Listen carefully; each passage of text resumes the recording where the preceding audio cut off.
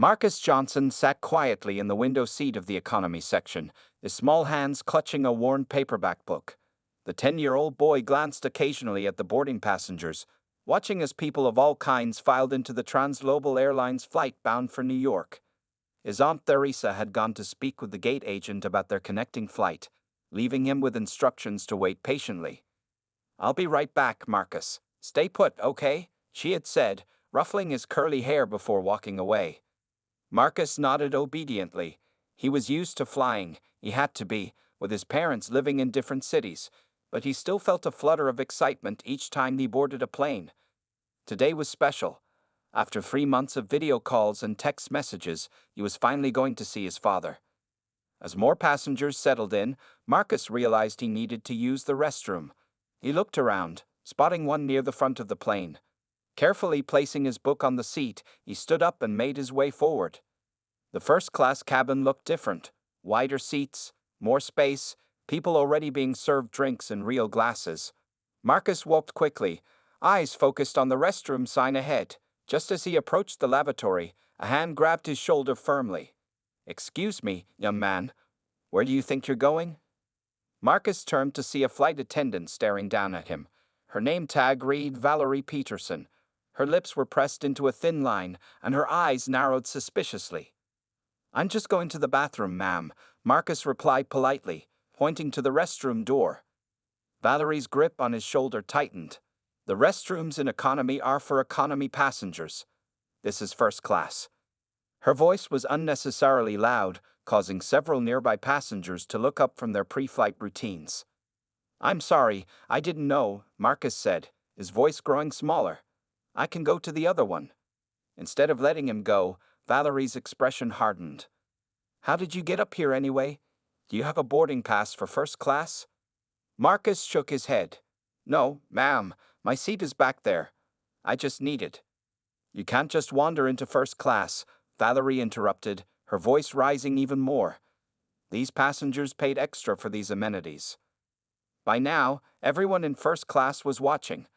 Marcus felt his face grow hot with embarrassment as dozens of eyes focused on him. "I was only trying to," he began, but Valerie cut him off again.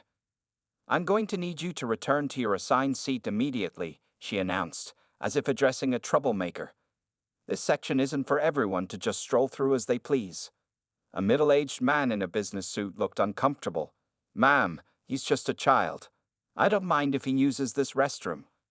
Valerie ignored him. "Where are your parents? Are you traveling alone?" "My aunt is." "Well, whoever is responsible for you should know better." Valerie gestured dramatically toward the economy section. "That way, please." Marcus's eyes began to sting with tears he desperately tried to hold back. The way she was speaking to him, like he was doing something wrong, like he didn't belong, felt familiar in the worst possible way. A woman nearby had taken out her phone and was recording the interaction. Others were whispering to each other, some with disapproving looks aimed at Valerie. "What's going on here?" A firm voice cut through the tension. Aunt Theresa had returned, her expression shifting from confusion to anger as she took in the scene.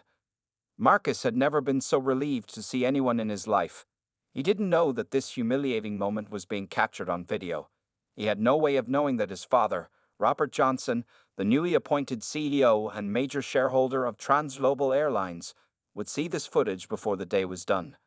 And neither did Valerie Peterson. Theresa Johnson stepped between Marcus and the flight attendant, her protective instinct flaring. At 42, she had experienced enough situations like this to recognize what was happening. "I'm his aunt," she said firmly, placing a gentle hand on Marcus's trembling shoulder. "What seems to be the problem here?" Valerie straightened her uniform jacket, suddenly aware of the growing audience. "This young man was attempting to use the first-class facilities. I was simply directing him back to the appropriate section." "He needed to use the restroom," Theresa replied, her voice level but intense. "He's 10 years old." Marcus stood silently, eyes fixed on his sneakers. The tears he had fought so hard to contain now threatened to spill over. A boy his age shouldn't have to get used to being treated differently, but somehow he already knew the drill. "There are protocols," Valerie insisted, speaking louder as if volume would make her position more reasonable. First-class amenities are reserved for first-class passengers. By now, nearly every passenger in the front cabin was watching the scene unfold.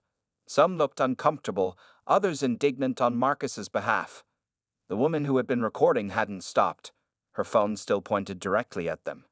"A bathroom is a bathroom," said Theresa, "and denying a child access is not only poor customer service, it's—" "Ma'am, if you continue to be disruptive, I'll need to speak with the captain," Valerie interrupted. A distinguished-looking older woman sitting in removed her reading glasses. "Excuse me," she said clearly, "but I've been flying transglobal for 30 years, and I've never seen a child denied bathroom access. This is ridiculous." Valerie's face flushed. "I'm simply following." "No, you're not," said a man in a business suit. "I fly every week, and children use whatever bathroom is available all the time. No one makes a scene about it." The flight attendant's composure began to crack. She looked around at the disapproving faces and back to Theresa and Marcus. Something in her seemed to register that she had crossed a line, but pride kept her from backing down completely. "Fine," she said, gesturing toward the bathroom. "Go ahead, but next time, use the facilities in your ticketed section." Marcus didn't move. The damage was done. The humiliation of being singled out had stolen any urgency from his need. "I don't have to go anymore," he whispered to his aunt. Theresa nodded, understanding perfectly. She turned to Valerie, lowering her voice so only the flight attendant could hear. "What happened here wasn't about bathrooms or airline policy. We both know that." Valerie's eyes widened slightly, then narrowed. "I treat all passengers the same." "Do you?" Theresa challenged. "Because 3 other children walked through first class during boarding. I watched them. None of them were stopped." Another flight attendant, sensing trouble, approached quickly. "Is everything okay here, Valerie?" Before Valerie could answer, Theresa addressed the newcomer. "I'd like to speak with your supervisor before takeoff, please. And I'd like your names and employee numbers." The second flight attendant, whose name tag read Michael, nodded professionally. "Of course, ma'am. I'll inform the lead flight attendant immediately." As they turned to head back to their seats, Theresa noticed more phones had emerged from passengers' hands. The incident was being documented from multiple angles. "Auntie, everyone's looking at me," Marcus whispered, his voice strained. Theresa bent down to his eye level. "They're not looking at you, sweetie. They're witnessing something wrong and paying attention. There's a difference." As they walked back to their seats in economy, Marcus kept his head down. But Theresa walked tall, her hand firmly on her nephew's shoulder. She knew that Robert would need to see what happened today. Her brother had worked too hard building his company to have his own son treated this way on one of his planes. Little did Valerie Peterson know that her career now hung by the thinnest of threads. Michael, the second flight attendant, returned to Theresa and Marcus's seats in economy 15 minutes later. The plane was now fully boarded, with the captain announcing a slight delay due to air traffic. "Ma'am," Michael said quietly, bending slightly to speak with Theresa. "Our lead flight attendant, Sarah, would like to speak with you if you have a moment." Theresa glanced at Marcus, who was staring out the window, his book unopened in his lap. "Will you be okay for a minute, honey?" she asked. Marcus nodded without looking at her. The excitement that had filled him earlier that morning had vanished, replaced by the familiar heaviness that came whenever he was reminded that some people would always see his skin first and him second. "I'll be right back," Theresa assured him, following Michael to the galley area where a tall woman with silver-streaked hair waited. "Mrs. Johnson, I'm Sarah Winters, the lead flight attendant today," the woman said, extending her hand. "I understand there was an incident during boarding involving your nephew." Theresa shook her hand firmly. "Yes. He was publicly humiliated by one of your flight attendants for attempting to use the first-class restroom. Multiple passengers witnessed it, and several recorded it." Sarah's professional demeanor couldn't hide her concern. "I'm deeply sorry this happened. This isn't consistent with our company policies or values. Can you tell me exactly what transpired?" As Theresa recounted the events, Sarah's expression grew increasingly troubled. She took notes on a small pad, occasionally asking clarifying questions. "Valerie claims she was simply enforcing cabin boundaries," Sarah said, though her tone suggested skepticism. 3 white children walked through first class during boarding. None were stopped or questioned. Theresa replied evenly. My nephew was singled out, embarrassed, and made to feel unwelcome. The implications were clear to everyone who witnessed it. Sarah nodded gravely. I understand. I've spoken with several passengers who corroborated your account. She lowered her voice. This will be documented and addressed formally when we land. In the meantime, I've reassigned Valerie to the rear galley for the duration of this flight. That's a start, Theresa acknowledged, but this isn't just about one flight attendant.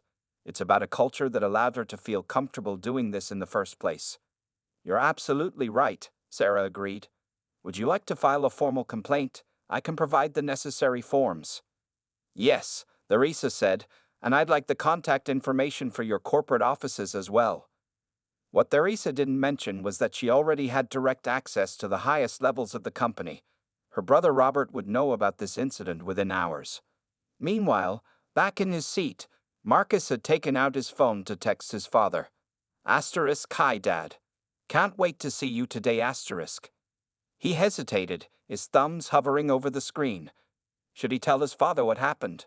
Robert Johnson had always taught him to stand up for himself, to document incidents, to never let injustices slide.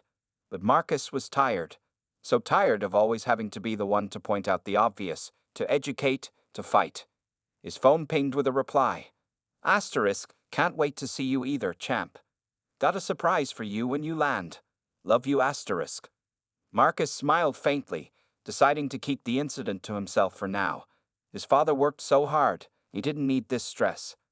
Across the aisle, the woman who had first recorded the confrontation was uploading the video to her social media accounts. Flight attendant harasses black child for using bathroom. She typed in the caption, absolutely disgusting behavior from a Transglobal Air staff. Within moments, her followers began sharing the video. By the time the plane pushed back from the gate, it had already been viewed 300 times. By the time they reached cruising altitude, the count had reached 3,000. And in his New York office, completely unaware of what was unfolding, Robert Johnson was putting the finishing touches on the surprise welcome he had planned for his son, a celebration of his first official day as the new CEO of Transglobal Airlines. Robert Johnson stood at the window of his corner office, gazing at the Manhattan skyline. At 45, he had achieved what many would consider impossible, rising from the son of a janitor to become one of the most powerful executives in the airline industry. Today was special. After months of quiet negotiations, board meetings, and strategic planning, this was his first official day as CEO of Transglobal Airlines. More importantly, his son Marcus was flying in to celebrate with him. Mr. Johnson, his assistant Diane knocked gently on the open door. The board members have sent their congratulations, and the press release goes live at noon. Robert turned, smiling. Thank you, Diane. Any update on Marcus's flight? On schedule to land at 2:15 p.m., she replied. Your driver will be ready to take you to the airport at 1:30. Robert nodded, glancing at the framed photo on his desk. Himself and Marcus fishing at a lake last summer, both grinning widely. He had missed so much of his son's daily life since the divorce 3 years ago. These visits were precious. His phone rang, the executive line that only a few people had access to. Robert Johnson, he answered. Robert, it's James from the board. The chairman's voice sounded tense. Have you seen the video? What video? Robert's stomach tightened. In his experience, unexpected videos were rarely good news. Check your email now. I just forwarded it to you. It's going viral, and it involves one of our flight attendants. Robert opened his laptop quickly, clicking on the new message. The video began to play, and his blood ran cold as he recognized his son's face. The camera captured everything. Valerie's condescending tone, Marcus's humiliation, the uncomfortable stares from other passengers. Robert's hands gripped the edge of his desk as he watched his son, his brilliant, kind-hearted boy, being treated like an intruder, a troublemaker, a problem to be handled. That's my son, he said, his voice barely audible. Your son. James sounded shocked. Oh God, Robert, I had no idea. It's already got over 50,000 views. People are tagging Transglobal in every post. Robert struggled to maintain his professional composure. Which flight is this? TG 214 from Chicago. It's in the air now. Robert checked his watch. The flight had another hour before landing, an hour during which his son sat in embarrassment while the video of his humiliation spread across the internet. "I'll handle this," Robert said firmly. "Do you want PR to prepare a statement?" James asked. "Not yet. I need to see my son first." After ending the call, Robert sat motionless, replaying the video. He had experienced racism throughout his life, from subtle slights to blatant discrimination.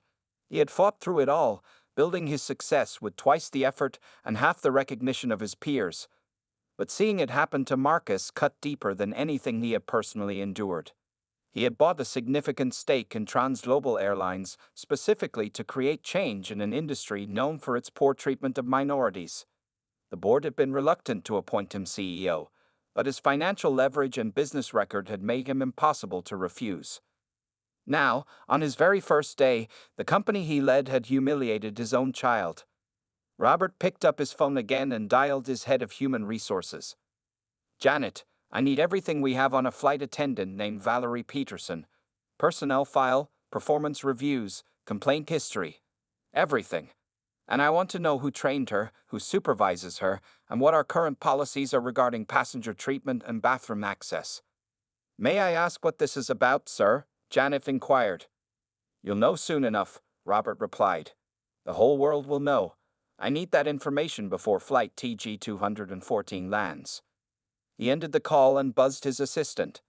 "Diane, cancel my afternoon meetings. All of them, and contact my lawyer. I want him to meet me at the airport." As he gathered his things, Robert glanced again at the photo of Marcus. He had always taught his son to handle discrimination with dignity, to rise above it, to prove prejudice people wrong through excellence. But today, Robert Johnson would teach his son a different lesson about power, accountability, and justice. The video spread like wildfire. By the time flight TG-214 began its descent into New York, #transglobalracism was trending nationally. News outlets had picked up the story, with commentators debating whether the incident represented an isolated case of one employee's behavior or revealed a deeper problem within the airline industry. Inside the plane, Marcus remained unaware of this sudden internet fame. The flight attendant named Valerie had stayed far from their section, but Marcus could feel other crew members stealing glances at him. Some passengers had approached during the flight to offer quiet words of support or apologetic smiles. "We're starting our descent," Larissa told him, squeezing his hand. "Your dad will be waiting." Marcus nodded, trying to recapture his earlier excitement. "Do you think I should tell him what happened?" Larissa hesitated. "Your father would want to know." "But it might ruin his special day," Marcus said. "He said he has a surprise." Larissa's phone buzzed with an incoming text. Since they were beginning their descent, she shouldn't have checked it, but something made her glance down quickly. Asterisk, he knows. Video went viral. Be prepared when you land. Lisa, Robert's assistant, asterisk. Larissa took a deep breath. Robert's reaction would certainly be intense. Her brother had built his entire career fighting against exactly this kind of treatment. Meanwhile, at JFK Airport, Robert Johnson stood in the private lounge reserved for Transglobal's VIP guests. Beside him stood Janet from HR and his corporate attorney, both looking somber as they reviewed documents. Valerie Peterson, 8 years with the company, Janet reported. 2 previous complaints about rudeness to passengers, but nothing explicitly race-related in her file. That we know of, Robert corrected. How many incidents go unreported? The attorney cleared his throat. Robert, we need to discuss your approach here. As CEO, any direct intervention could create liability issues. Robert's expression remained firm. I'm not approaching her as the CEO. I'm approaching her as a father whose child was humiliated on one of our flights. The distinction may not matter legally, the attorney warned. Robert's phone rang. James from the board again. The video has over 200,000 views now, James said without preamble. Major news networks are calling for comment. We need a statement immediately. I'll make one after I see my son, Robert replied. Social media is destroying us by the minute, James pressed. People are canceling bookings. The stock price is already down 3%. It should be down, Robert said firmly. This reflects a failure in our culture, our training, and our values. I'll address it, but not until I've seen Marcus. He ended the call as the arrival board updated to show TG-214 had landed. Down on the tarmac, the plane taxied to the gate. The captain's voice came over the intercom. "Ladies and gentlemen, we have arrived at JFK International Airport. Local time is 2:18 p.m. The temperature is 64 degrees. Please remain seated with your seatbelts fastened until we reach the gate and the seatbelt sign is turned off." There was a pause. Also, at the request of airport authorities, flight attendant Valerie Peterson is asked to exit the aircraft last. A representative will meet you at the gate. A murmur ran through the cabin. In the back galley, Valerie froze, looking questioningly at Sarah, the lead flight attendant. "What's going on?" she asked, her voice unsteady. Sarah looked uncomfortable. "The video of your interaction with the boy has gone viral. There are reporters at the gate." The color drained from Valerie's face. "Reporters? For that? I was just following." "No, you weren't," Sarah interrupted. "There is no policy preventing children from using any bathroom on the aircraft, especially during boarding. You created that situation, and now we're all dealing with the fallout." As passengers began to stand and collect their belongings, Marcus looked out the window at the terminal. He could see his father standing behind the glass of the jet bridge entrance, tall and imposing in his perfectly tailored suit. But Robert wasn't looking toward the plane. He was staring at his phone, watching the video of his son's humiliation for the 20th time, preparing himself for what would come next. The jetway filled with passengers exiting flight TG-214. Robert Johnson stood to the side, scanning each face for his son, his heart pounded with a mixture of anger and anticipation. Behind him stood Janet from HR and two members of the airline's executive team who had rushed to the airport when they learned of the situation. "There he is," Robert whispered, spotting Marcus walking beside Theresa. Marcus saw his father at the same moment. His face lit up briefly before clouding with uncertainty.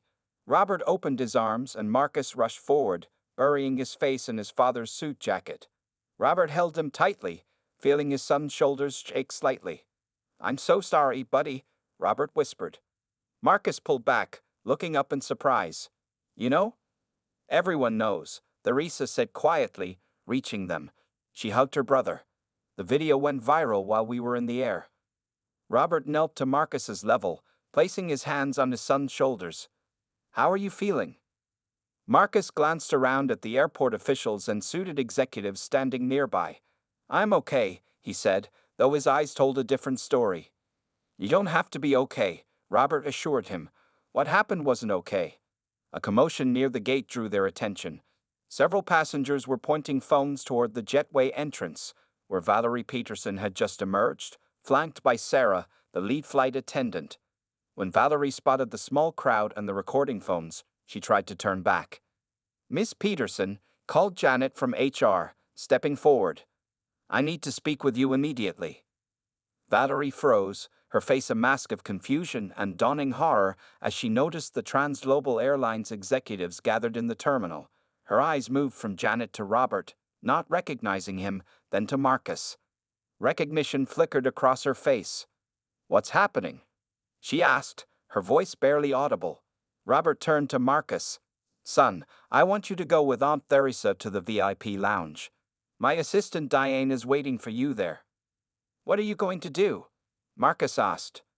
Robert squeezed his son's shoulder. "I'm going to make sure this never happens to anyone else on one of our planes." After Marcus and Theresa left, Robert approached Valerie. The other passengers had moved on, but several airport staff lingered nearby, watching the scene unfold. "Miss Peterson," Robert said professionally, "I'm Robert Johnson." Valerie nodded uncertainly. "Are you from corporate?" "In a manner of speaking. As of this morning, I'm the CEO of Transglobal Airlines." Valerie's eyes widened. Her hand moved to her throat as understanding began to dawn. "And the boy you humiliated on that flight," Robert continued, his voice steady despite the emotion behind it, "is my son, Marcus." All color drained from Valerie's face. "I didn't. I wasn't," she stammered. "I've reviewed the video," Robert said, "as has most of America by now. There's no explanation that changes what happened." Sarah, the lead flight attendant, stepped forward. Sir, I've already begun the incident report. Miss Peterson's actions were completely unauthorized and contrary to our protocols. Robert nodded. Thank you, Sarah. I appreciate your professionalism on the flight. Janet will take things from here.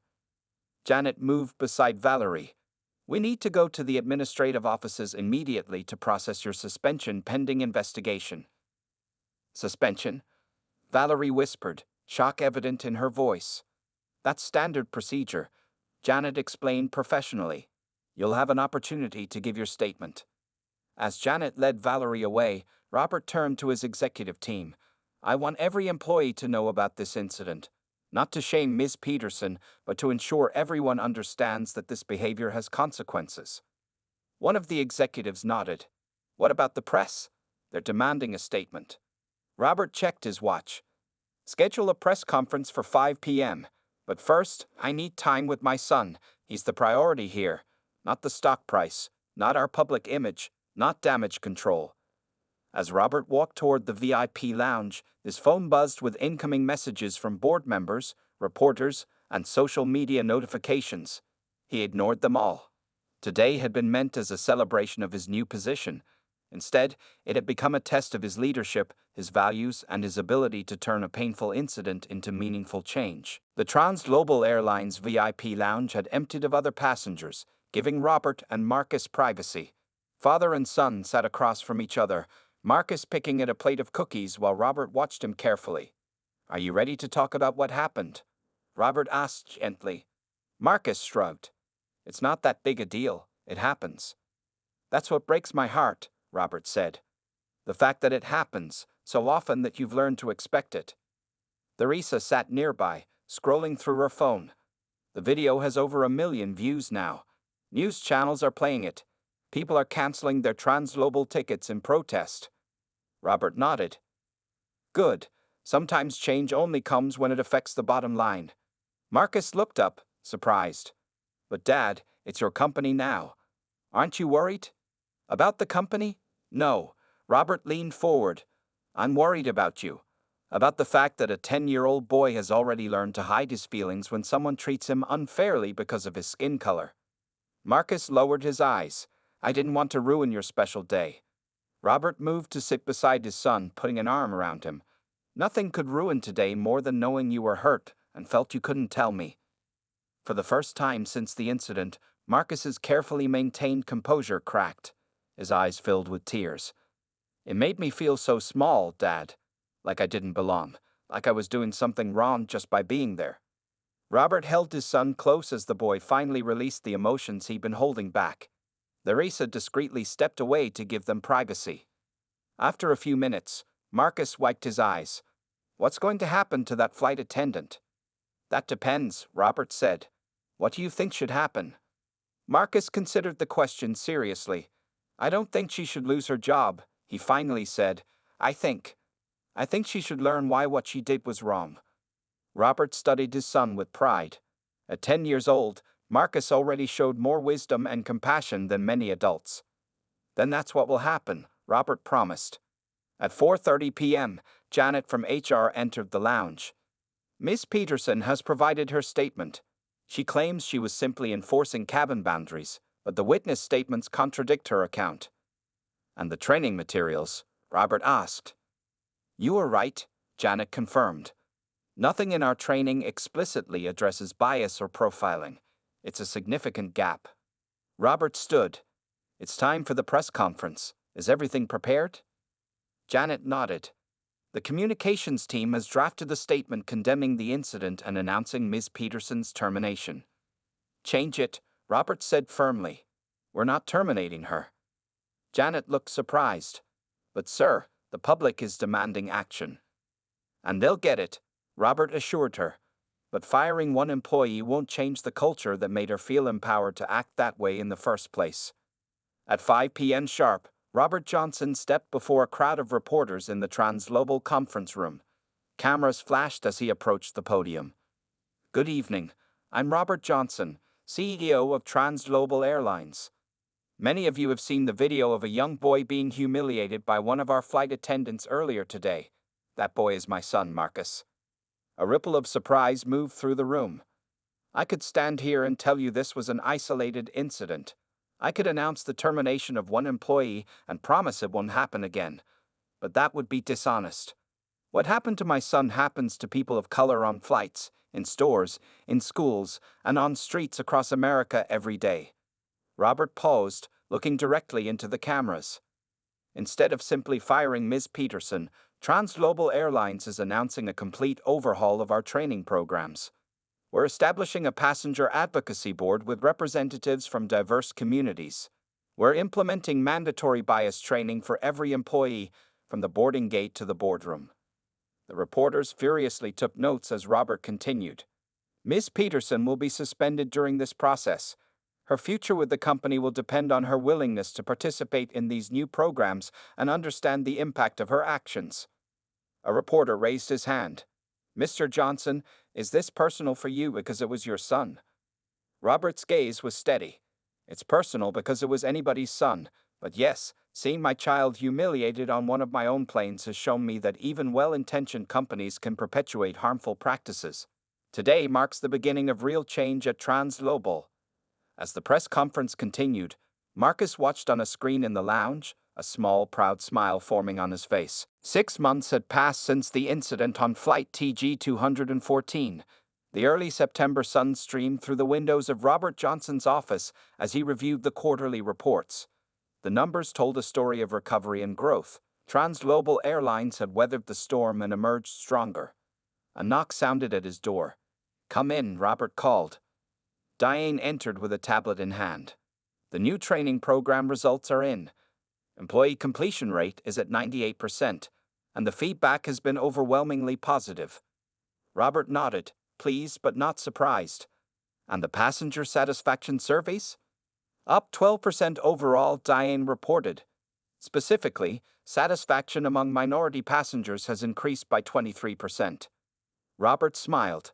The past 6 months have been challenging but rewarding. After the press conference, he had faced resistance from some board members who worried about costs and questioned the necessity of such sweeping changes. But Robert had stood firm, leveraging both his position and his personal stake in the company to push through the reforms. "Is Marcus here yet?" he asked, glancing at his watch. "He's waiting in the conference room with the others," Diane confirmed. Robert straightened his tie and headed down the hall. When he opened the conference room door, he found a scene that would have been unimaginable half a year ago. Marcus sat at the table next to Janet from HR, animatedly discussing something with a small group that included Sarah, the lead flight attendant from that fateful flight, 2 diversity consultants, and, most surprisingly, Valerie Peterson. The room fell silent as Robert entered. Marcus jumped up to hug his father. "Dad, we were just going over the new Junior Ambassador program," Marcus said excitedly. Since the incident, Marcus had begun spending part of his school breaks working with Transglobal's new community outreach initiatives. "How's it looking?" Robert asked, taking a seat at the table. "It's going to be amazing," Marcus replied. "Kids from all backgrounds getting to learn about aviation, plus teaching airline staff about what makes kids feel welcome and safe when they fly." Valerie Peterson sat quietly at the far end of the table. The past months had been difficult for her. After her suspension, she had expected to be fired despite Robert's public statement. Instead, she had been assigned to work directly with the diversity training team, confronting her own biases and helping develop new protocols. "Miss Peterson," Robert acknowledged with a nod. "How are the new boarding procedures working out?" Valerie straightened in her chair. "Very well, sir. Having children board first, regardless of cabin class, has eliminated confusion.